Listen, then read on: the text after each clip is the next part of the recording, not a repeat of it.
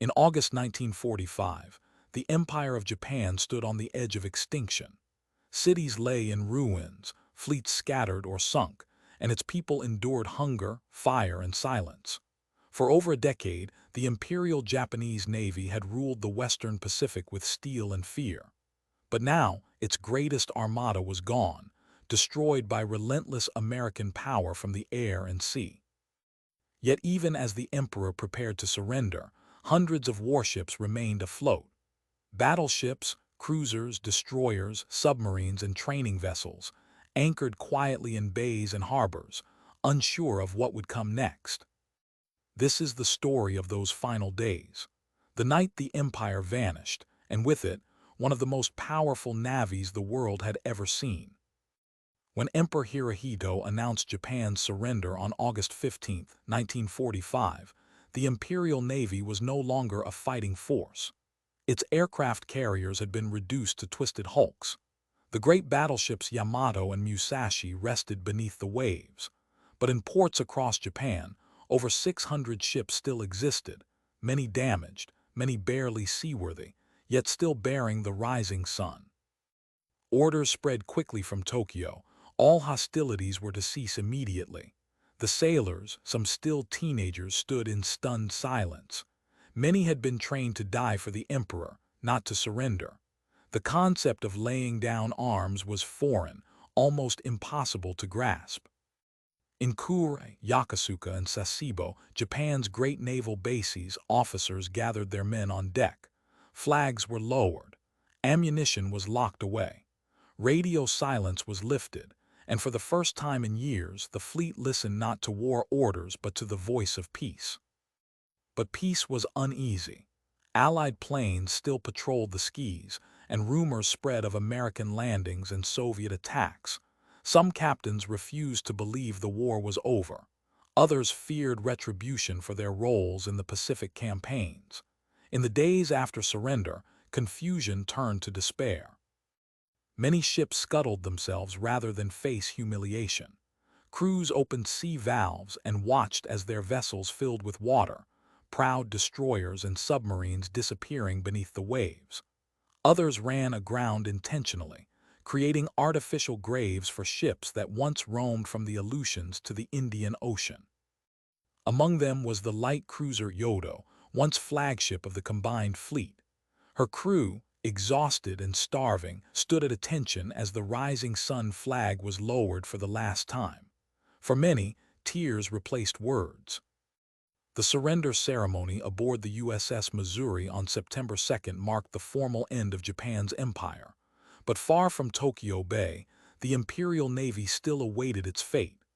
Allied inspection teams began arriving at ports across Japan.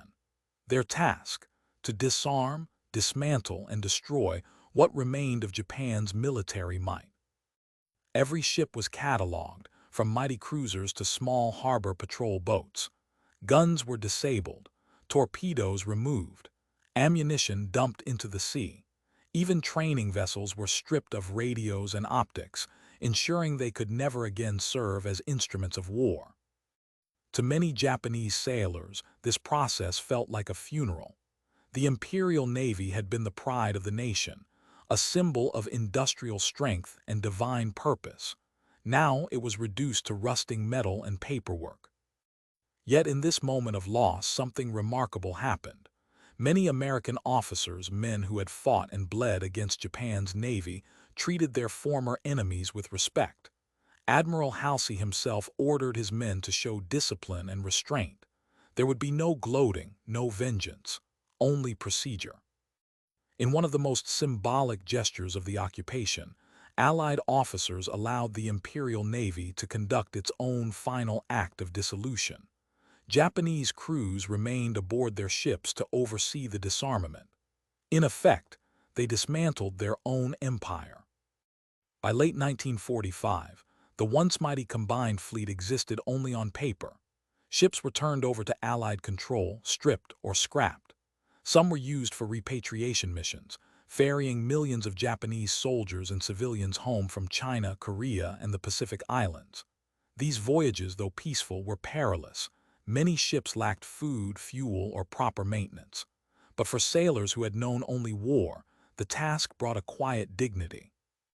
The light cruiser Kashima, once a training ship, became one of the main repatriation vessels. She carried tens of thousands of men home, her decks now crowded not with weapons, but with weary survivors. Her final voyage in 1947 marked the last official duty of the Imperial Japanese Navy. Meanwhile, at anchorages like Sasebo and Maizuru, rows of ships awaited their turn for disposal. Some would be given to Allied powers as war prizes. The Soviet Union demanded several vessels, including submarines and destroyers. The United States used others for atomic tests in the Pacific. Most, however, were simply too damaged or obsolete to save. In 1946, under the supervision of American engineers, hundreds of hulls were towed out to sea and sunk. The Japanese called these convoys the Fleet of Ghosts. Each ship was stripped of its flag, its nameplate, and its soul. The sea that had carried the Empire's dreams now became its graveyard. Among the sunken ships were once great symbols: the cruiser Tone, the destroyer Yukikaze's sister ships, and dozens of submarines that had prowled the Pacific in silence. Divers who visit their wrecks today describe an eerie stillness, as if the ships still wait for orders that will never come. By 1947, Japan's shipyards had fallen silent. The occupation authorities banned the construction of warships, and even research into military technology was forbidden. The Imperial Navy ceased to exist, replaced by nothing. For the first time in over a century, Japan had no fleet to defend her shores. In schools and newspapers, the very word Navy disappeared. Former admirals became fishermen or factory workers. The great naval academies at Etajima and Tsukuji were closed, their libraries sealed. Generations of sailors who had once believed they served the emperor's divine mission now lived in quiet exile within their own homeland. And yet the sea never forgets. The ports that had once echoed with engines and alarms still smelled of oil and salt. Children played on the rusting hulls, unaware of the battles they had survived. Slowly, Japan began to rebuild not as an empire, but as a nation seeking peace. But the ghosts of the Imperial Navy remained, in the memories of its men, in the wrecks beneath the Pacific, and in the silent harbors where flags were lowered forever. The night the empire vanished was not marked by fire or destruction, but by silence. A silence that stretched across the islands, the oceans, and the hearts of those who had once called themselves sailors of the emperor. They had fought for an idea that died before they did. And when the last flag fell, they learned the hardest truth of all, that victory and defeat both sink to the same depths when the sea decides to forget. In the years that followed Japan's surrender, the empire's fleet faded from sight, but not from memory. The harbors that once overflowed with battleships and carriers became quiet industrial zones. Seagulls circled where sailors once stood in formation. And beneath the surface, thousands of tons of steel lay buried, forming an underwater cemetery that stretched from Japan's shores to the islands of Micronesia. The Allied occupation treated the Imperial Navy as both a relic and a warning. Every vessel that could be used for war was scheduled for disposal. In Tokyo, the Supreme Commander for the Allied powers ordered the creation of the Japanese Demilitarization Program, a sweeping effort to erase every trace of the empire's military strength. Under this program, shipyards were dismantled, naval research institutes closed, and every torpedo, shell, and aircraft part was catalogued and destroyed. Japan's great naval ports, Kure, Yokosuka, Maizuru, and Sasebo, were stripped of their arsenals. The docks once used for battleships now serviced fishing boats and merchant ships. To the outside world, it seemed as though the Imperial Navy had simply vanished overnight. But in truth, its final chapter unfolded slowly, across years of quiet dismantling. In 1946, teams of Japanese engineers, now working under Allied supervision, began preparing ships for scuttling.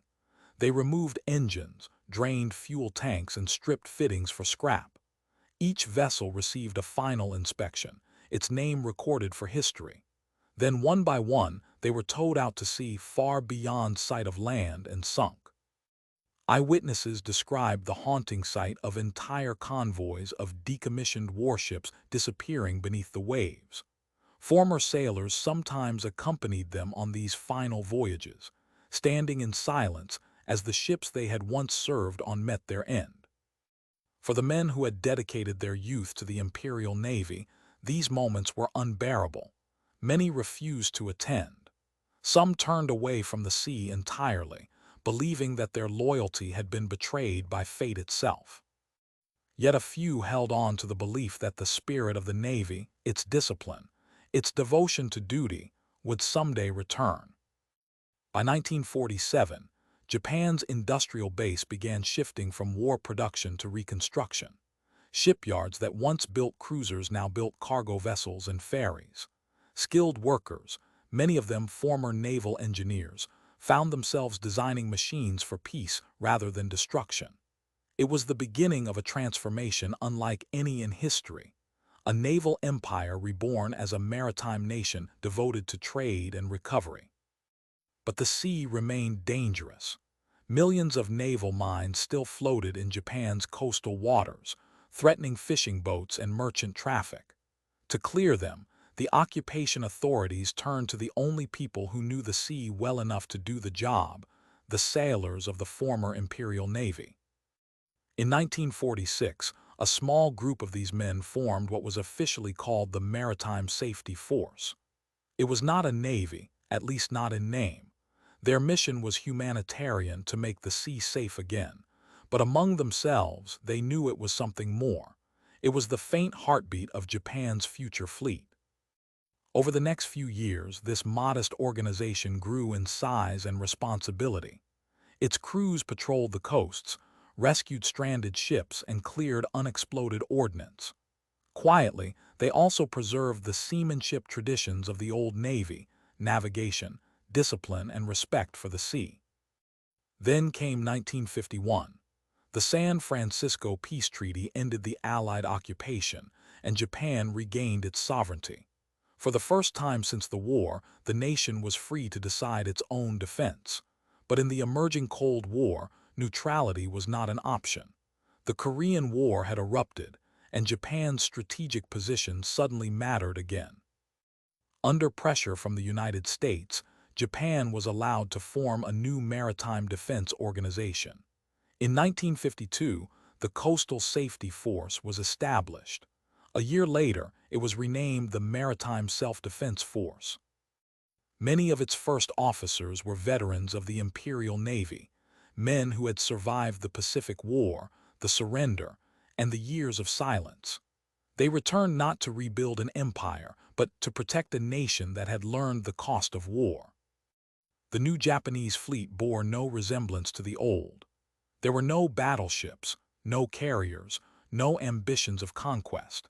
Its mission was defensive, its symbol a simple rising sun without the warlike rays that had once adorned imperial flags.